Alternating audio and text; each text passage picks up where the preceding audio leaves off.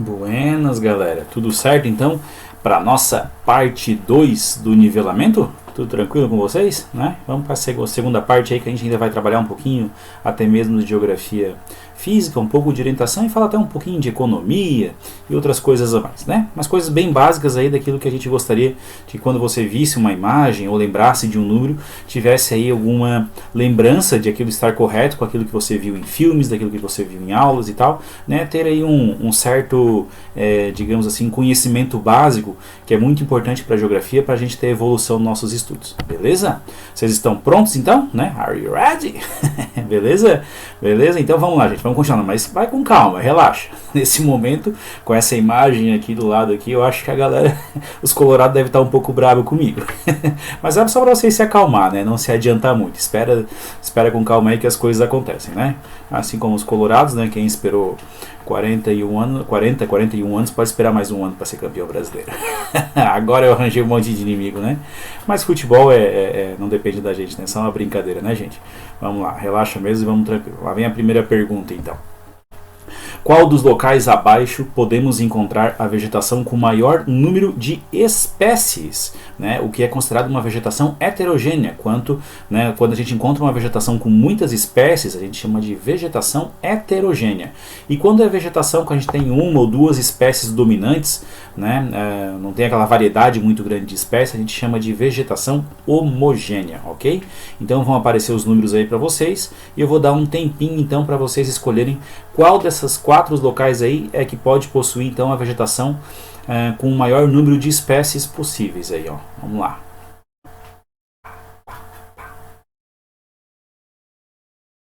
E aí, o que vocês acharam? Número 1 está no Canadá, clima muito frio, né? Número 2 está no Brasil, uma região bem conhecida da gente, ok? Número 3, pela representação da própria imagem, parece ser um deserto, e é um deserto da Namíbia e do Kalahari, então um do ladinho do outro ali, no sul da África, né? E o número 4 parece estar na Rússia, né?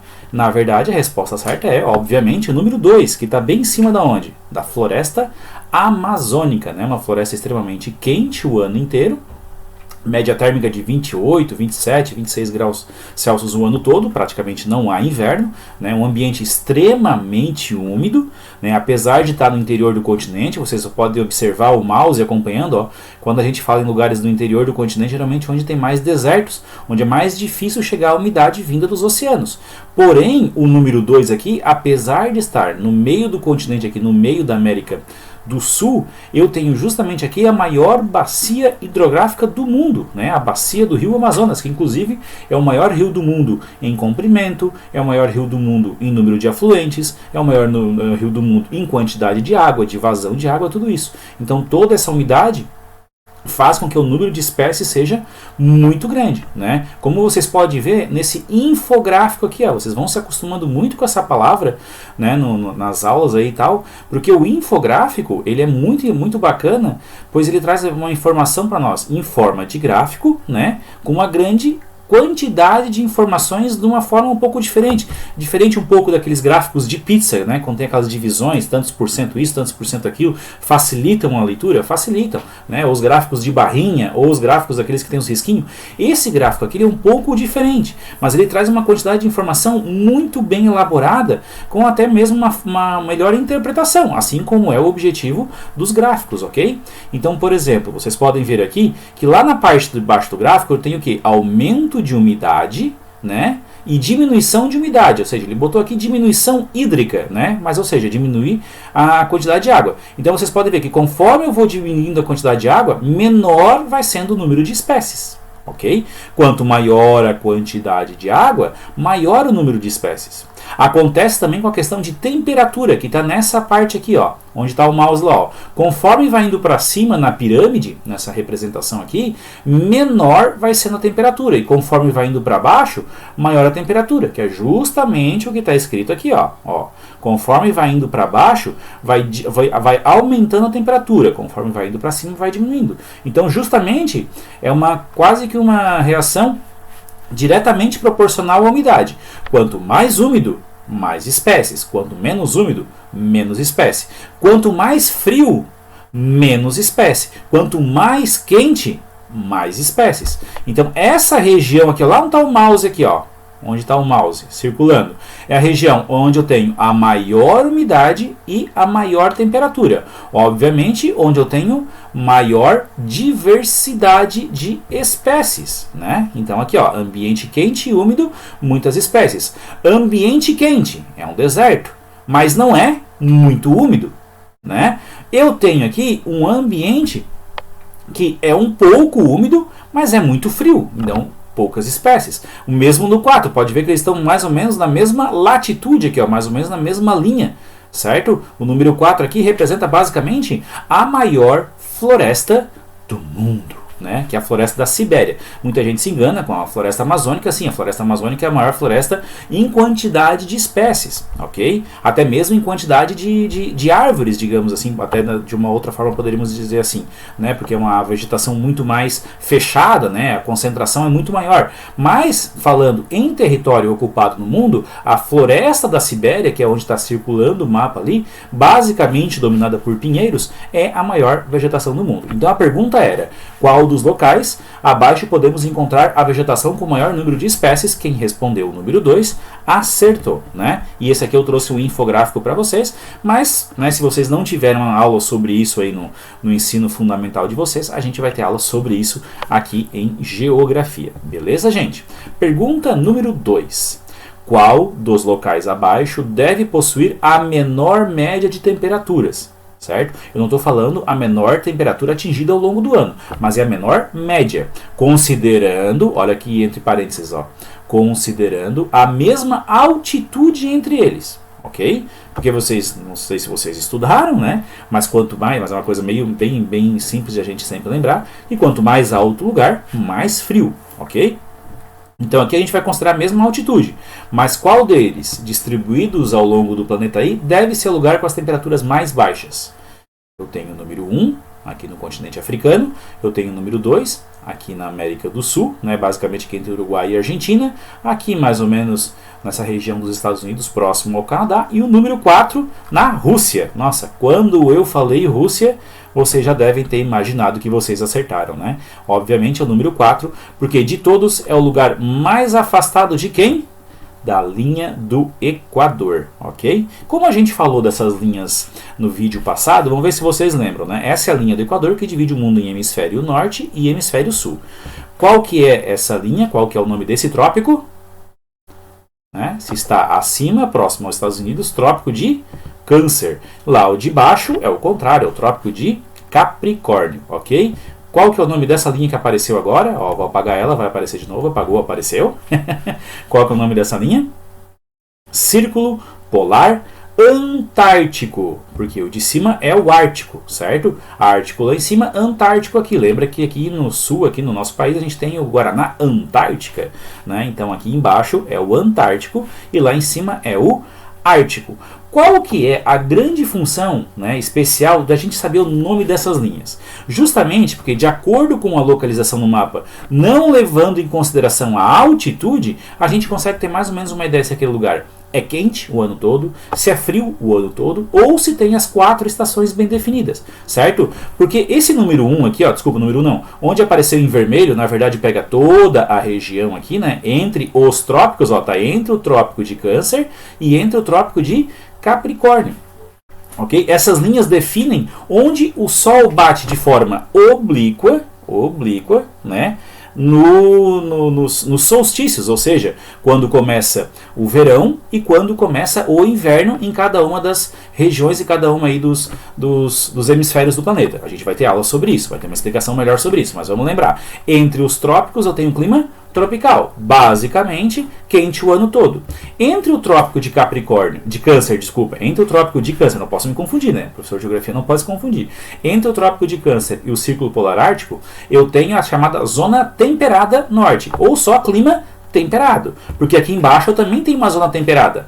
Embora a gente tenha um costume muito maior de chamar de zona subtropical, né, abaixo do clima tropical. Mas ela é basicamente semelhante ao clima temperado. A única coisa que diverge um do outro é que na zona temperada as coisas acontecem inversamente proporcionais à zona temperada sul, ao clima subtropical. Como assim, professor? É só vocês lembrarem. Quando nos Estados Unidos, lá não está o mouse, quando nos Estados Unidos é verão, aqui no Brasil, a nossa região aqui é inverno. Quando aqui é outono, lá é primavera. São estações invertidas, né, que ocorrem isso devido à inclinação do eixo da Terra. Vamos falar sobre isso também ao longo do ano, beleza? Mas isso aqui já é um assunto que é muito comentado principalmente no 6º ano do ensino fundamental, ok? Faltaram mais 2 zonas climáticas. A zona polar norte, chamada de Ártico, e a zona polar Antártica. Né? Lembra que a palavra Antártica quer dizer anti-ártico, ou seja, é o lado contrário. Ok? Obviamente, esses 2 lugares são frios o ano todo. Ok? Então, olha só que interessante. Meio, zona tropical, calor o ano todo. Zona temperada norte e zona temperada sul. 4 estações bem definidas, porém uma invertida em relação à outra. Quando no norte é primavera, no sul é outono. E quando um é verão, o outro é inverno e assim por diante. E a zona polar ártica e a zona polar antártica, frio o ano todo. Basicamente isso, né? Levando em consideração que esses lugares estariam à mesma altitude. Porque se tiver altitude, aí eu tenho a questão da regra de quanto mais alto, mais frio. Pega, por exemplo, aqui, ó. Tá vendo aqui onde está escrito zona tropical? Bem onde está o azinho, lá onde está passando o mouse, ó. Aqui eu tenho a Cordilheira dos Andes. Era para ser quente o ano todo. Mas como eu estou nos Andes, na cadeia de montanhas aí que tem 4, 3, 5 mil metros de altitude, até 6 mil metros de altitude, ok? Prevalece então a questão da altitude. Então, frio o ano todo por causa da altitude. Beleza? É isso aí. Bom, vamos à terceira pergunta. Qual das rochas abaixo é a mais resistente, a que tem a maior grau de dureza? Por que eu botei dureza entre parênteses? É que tem que tomar cuidado com os termos, com os conceitos. Dureza significa a capacidade que um material tem de riscar o outro. Né? Aquela questão de estilhaçar, que tu bate uma marreta e ele se estilhaça, aquilo se chama tenacidade. Ok? Então toma cuidado. Existe a dureza e existe a tenacidade. Qual dessas 3 rochas abaixo deve ser a mais dura? Então, vamos lá. Primeiro, granito. Segundo, arenito. Terceiro, mármore. A gente vai falar sobre a formação das rochas ao longo do ano. Ok? Acertou quem respondeu? Mármore. Mármore é o material que consegue riscar os outros 2. Né? Propriamente o granito quase não consegue riscar o mármore, o arenito menos ainda. O arenito é a rocha mais frágil de todas aí. Né? Lembrando que o minério mais duro do mundo é o diamante, né? Só o diamante consegue riscar ele mesmo. Porém, se eu pegar uma marreta e bater no diamante, ele se estilhaça. Lembra que isso não quer dizer dureza, isso quer dizer tenacidade, né? São conceitos que ao longo do tempo, ao longo da nossa vida, a gente vai evoluindo e vai aprendendo a forma correta de pronunciar, né, cada um deles no momento certo, ok? Então agora vocês acabaram de aprender um. Então quem respondeu mármore acabou respondendo de forma correta. Pergunta de número 4. Ai, agora vai dar até medo da resposta. Cena possível na história da humanidade? Ou seja, é uma representação, é um desenho, mas ele representa uma realidade que aconteceu na história do nosso planeta? Sim ou não? Não, né, gente? Não tem como essa imagem real. Não tem como os seres humanos estarem convivendo com os dinossauros, porque eu tenho uma diferença aqui de, no mínimo, 60, 70 milhões de anos entre uma espécie e outra. Né? Sabendo que mais ou menos os dinossauros foram extintos aproximadamente 60, 70 milhões de anos atrás. Né? Os seres humanos só apareceram na superfície da Terra, né? A evolução que chegou ao Homo sapiens como a gente conhece, há 300 mil anos atrás. 300 mil é muito pouco tempo em relação a 60 milhões de anos. Certo? Então quem respondeu não, respondeu certo. Já que eu trabalhei com anos, vamos ver como é que vocês estão, a escala de vida de vocês, a escala temporal da humanidade, de tudo na superfície do nosso planeta, da formação do nosso sistema que a gente vive, como é que vocês estão aí com as datas, né? com o tempo. Então a pergunta número 5 é bem doida, mas vamos lá. Há quanto tempo, aproximadamente, ocorreu o Big Bang? Ou seja, o evento, né, a teoria mais aceita sobre a formação do nosso universo. Ele ocorreu há 15 mil anos atrás? Ele ocorreu há 150 milhões de anos atrás? Ele ocorreu há 15 milhões de anos atrás? Ele ocorreu há 15 bilhões de anos atrás? Até tem que contar os zeros aqui para saber. Há 15 bilhões de anos atrás? Ou há 1 bilhão e 500 milhões de anos atrás? Qual das respostas? Bom, vocês já viram que a gente acabou de falar sobre o surgimento do ser humano há 300 mil anos atrás. Então essa aqui já não teria como ser, né? O Big Bang não pode vir depois, né, do aparecimento do homem na superfície. Obviamente não. 150 milhões de anos, a gente falou que os dinossauros desapareceram há 80 milhões. E obviamente os dinossauros também não surgiram junto com a formação do planeta Terra, tá? Mas eu vou direto para a resposta certa. Quem respondeu a alternativa letra D acertou. Há aproximadamente 15 bilhões de anos atrás. Alguns livros podem trazer 14, outros podem parecer 15,5, né? É um número ainda bastante questionável em cima de uma teoria que não é muito questionável em relação às outras, digamos assim, mas é a teoria mais aceita que fala que o Big Bang ocorreu há aproximadamente 15 bilhões de anos atrás, né? A grande explosão que deu origem então a todo o nosso sistema, né? E os outros sistemas que compõem aí o nosso universo, que aliás essa explosão continua acontecendo, né? Ela continua se expandindo, por isso que a gente fala que o universo ele então infinito, ok? Que coisa doida, né? Mas é uma aula bem bacana, uma coisa que a gente vai aprender aí durante o ano também. Então, quem respondeu a letra D, né, D de Jennifer Lopez, ou daquele cantor, o Justin Bieber. Claro, eu tô brincando, eu sei que é com D maiúsculo. Mas vamos lá, gente, vamos para a próxima pergunta, pergunta de número 6.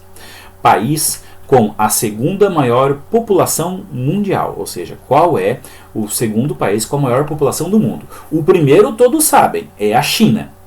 Ok? O segundo país é um país que está brevemente a passar essa localização, essa pontuação. Mas na verdade deu um probleminha aqui no slide. Ele já deu a resposta anteriormente, né? É o país de número 2. Mas a pergunta continua sendo então: o número 2 representa que lugar? Vamos ver se vocês acertam agora. É a Índia, né? O número 2 é a Índia, é o país com 1,4, 1,5 bilhões de habitantes, né? A China está com 1,6, 1,7, então está bem próximo mesmo de passar. Até porque a China teve uma política de controle de natalidade, de controle de nascimentos, a Índia não teve nenhum controle e os nascimentos continuam acontecendo a um número bem expressivo. Então, temos a grande possibilidade nos próximos anos aí a Índia vir a se tornar o país mais populoso do mundo. Só por curiosidade, o número 1 aqui representa os Estados Unidos, o terceiro país mais populoso do mundo, com aproximadamente 330 milhões de habitantes. O número 3 representa a Indonésia, o quarto país mais populoso do mundo, com aproximadamente 250 milhões de habitantes. E o número 4 apresenta o quinto país mais populoso do mundo, que é o Paquistão. Esse Paquistão faz pouquíssimo tempo, ano retrasado, que ele ultrapassou o Brasil. O Brasil até pouco tempo era o quinto país mais populoso do mundo, agora ele passou a ser o sexto país mais populoso do mundo, com algo em torno de 215 milhões de habitantes. Certo? Beleza, gente? Vamos à próxima pergunta então. Observe a parte em vermelho no mapa. Estão observando? Conseguiram se localizar no mapa? Que lugar será que é esse? Agora vem a pergunta. Nela se destaca mundialmente o quê? O que se destaca no mundo em relação a esse lugar que está achurado em vermelho aí, né? Que está esse vermelhinho aparecendo no mapa. É o quê? É um polo de informática? É um lugar de extração de petróleo famoso do mundo inteiro? É um lugar de movimentos feministas muito famoso no mundo inteiro? Ou é um lugar de produção orgânica de alimentos famoso no mundo inteiro? Respondeu certo? Quem respondeu a alternativa? 5 segundos. Dá uma pensadinha. E eu não consigo ficar quieto. Eu fico falando incomodando. Vamos lá. Letra B. Extração de petróleo. Que lugar que é esse? O Oriente Médio, justamente. Lugares, país de destaque na produção de petróleo mundial. Arábia Saudita, né? Aqui nós temos aqui um pouquinho no Egito. Aqui tem Omã e Iêmen. Aqui a gente também tem Papá, deixa eu lembrar aqui. Não, Iêmen não é bem aqui, nós temos que olhar depois. Mas vamos lá, nós temos aqui também o próprio lugar onde teve o Saddam Hussein, o Iraque, lembrei, o Kuwait também, tem esses lugares aí nessa região. Beleza, gente? Qual dos valores abaixo está mais próximo do PIB brasileiro? O PIB de 2019, antes da pandemia. Vamos ver se vocês estão em dia também com valores, né? Não são valores que a gente é acostumado a trabalhar, né? Que a gente é acostumado a sair para comprar um lanche. Mas vamos lá. Qual dos valores abaixo está mais próximo do PIB brasileiro? Alternativa A. Agora a gente vai ter que contar as casas decimais para saber que valor que a gente está falando, né? Mil, bilhão, bilhão. Ou seja, alternativa A, 2 trilhões de dólares. 6 milhões de dólares. 50 bilhões de dólares, 1 quadrilhão de dólares, ou 100 bilhões de dólares. Qual dessas alternativas é relativo a aproximadamente o PIB do Brasil em 2019, antes da pandemia? Vamos lá?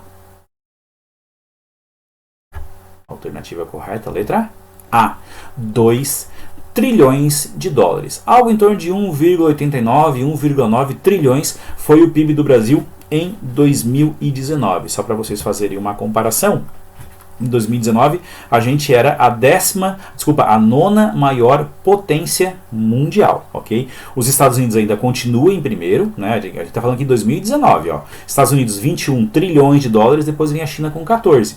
Não sei se vocês viram os últimos gráficos, é para 2023, 2024, 2025 aí provavelmente a China ultrapassar os Estados Unidos e ser a maior potência mundial no que diz respeito à produção do interno bruto, né? Que é isso que significa PIB, Produto Interno Bruto, é a soma de toda a riqueza produzida em um país ao longo de um ano, né? O Japão vem em terceiro, a Alemanha em quarto, Índia em lugar de destaque, cresceu bastante, né? Ainda vou lembrar vocês que em 2012 ou 2013 o Brasil chegou a ser a sexta maior economia do mundo, né?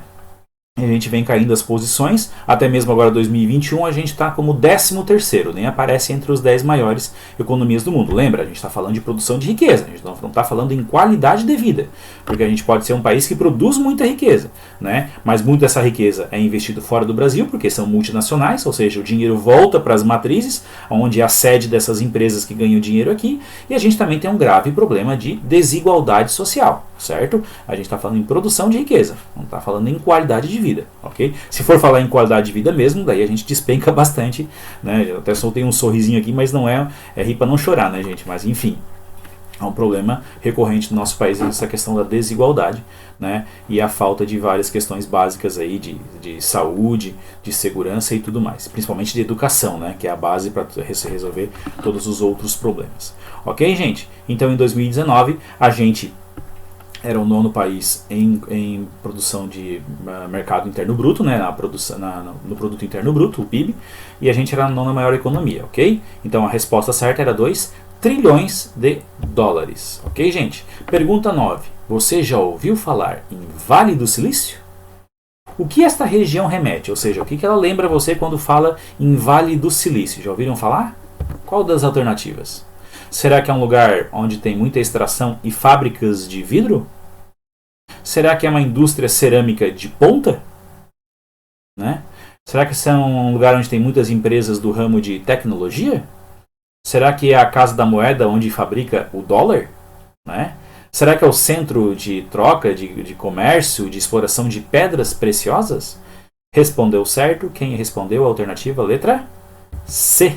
O silício ele tem um valor muito importante na fabricação de microchips, ok? Aí é que vem esse que remete às empresas de tecnologia, tá? Esse Vale do Silício, ele fica aqui, ó. Vocês estão tendo agora o mapa dos Estados Unidos, né? Aqui embaixo o México, aqui em cima o Canadá, e esse lugar que está em vermelho é o estado da Califórnia, ok? Bem aqui onde está o mouse, aqui onde está circulando, é onde fica a cidade de São Francisco, tá vendo aqui, ó? Bem aqui, ó, São Francisco.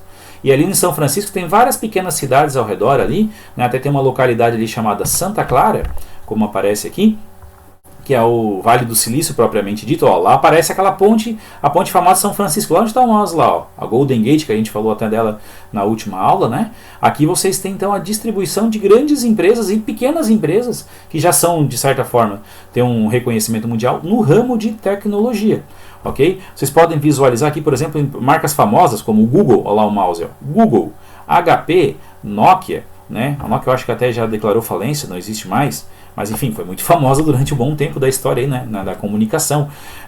Enfim, várias empresas, IBM e tudo mais, né? HP, eu acho que eu já falei da HP aqui, né? Mas tem várias empresas aqui que talvez não sejam tão conhecidas da gente, mas que tem lá a sua base, seu começo, e provavelmente muitos dos equipamentos que a gente usa possuem peças dessas empresas dentro dele para funcionar, dentro do notebook, dentro do celular e assim por diante. Aqui apareceu o Philips também, ó. Samsung, né? Tem um ramo deles aí, porque aqui também se encontra um grande número de universidades voltadas para o ramo de tecnologia. Além da matéria-prima para a produção de microchips, né, também tem grandes universidades focadas aí no ramo tecnológico. Ok, gente? Então esse é o Vale do Silício, famoso. Agora a gente vai falar um pouquinho de Brasil. Vamos fazer aí 5 perguntinhas rápidas para ver como é que vocês estão com conhecimentos de localização aí dentro do nosso país, ok? Letra 10A, uma pergunta, vamos começar com perguntas fáceis e vamos evoluindo ao longo das apresentações. Onde fica o estado cuja capital é Manaus? Qual das alternativas? Número 1, 2, 3 ou 4? Rapidinho. Alternativa certa, número 3, né? Manaus fica aqui, capital do Amazonas. Esse é o estado do Amazonas. O número 1 está localizando o estado do Pará. Qual é a capital do Pará? Belém. O número 4 é Tocantins. Qual é a capital do Tocantins? Ah, que piada boa.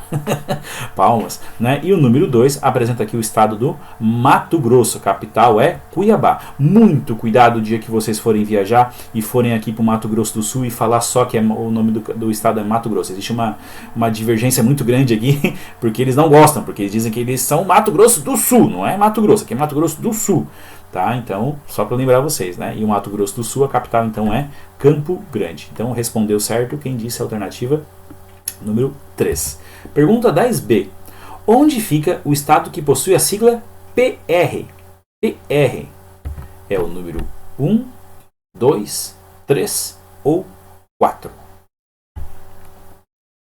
A sigla PR significa Paraná, que é o número 4. Ok? Né? A capital do Paraná é Curitiba. O número 2 aqui a gente falou um pouquinho antes, né? Mato Grosso do Sul, pelo amor de Deus, não confunde. Mato Grosso do Sul. Se vocês forem lá e falar só que é Mato Grosso, vocês vão apanhar.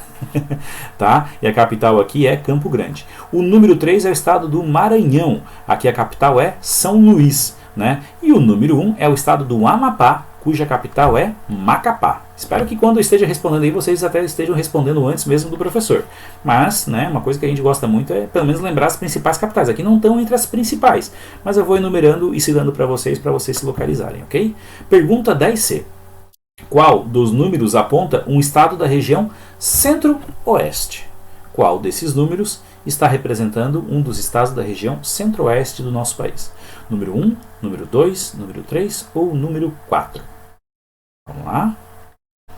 Respondeu certo quem disse o número 2, ok? O número 2 é o estado de Goiás, cuja capital é Goiânia, ok? É uma capital nova, que antes a capital de Goiás era a cidade de Goiás mesmo, certo? O nome do estado era Goiás e a capital era Goiás, assim como o Rio de Janeiro, né? Que é aqui, ó, onde está o mouse aqui, cuja capital também tem o mesmo nome do estado, Rio de Janeiro. O que acontece também no número 4.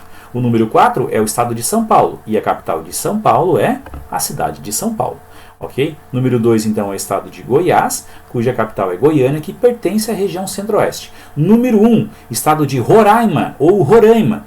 Não tem nenhum erro aí, tá? Tanto faz pronunciar de um jeito ou de outro, porque ninguém ainda parece que chegou num consenso. E a capital de Roraima ou Roraima é Boa Vista, ok? E o número 3 aqui a gente já falou, né? O Maranhão, capital é São Luís, ok? Então o número 2 pertence à região Centro-Oeste. Olha aqui quem são os estados que pertencem à região Centro-Oeste. São esses que estão em vermelho: Mato Grosso do Sul, Goiás e o próprio Distrito Federal. Em verde estão os estados da região Norte. Em azulzinho, os estados da região Nordeste. Em amarelo, da região Sudeste.